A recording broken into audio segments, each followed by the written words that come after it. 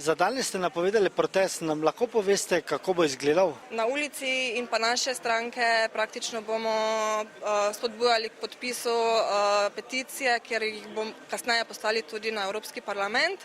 Tele podpise, da praktično v Evropi ne želimo te nafte, ki je 3 do 5 krat bolj onesnažena kot ta, ki jo sedaj uporabljamo. Bomo pa polili našo deklico z nafto.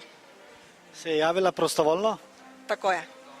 Vse, kar delamo, je naša prostovoljna in dobronamerno mišljeno. Zanima me, ste že bili kdaj politi z nafto?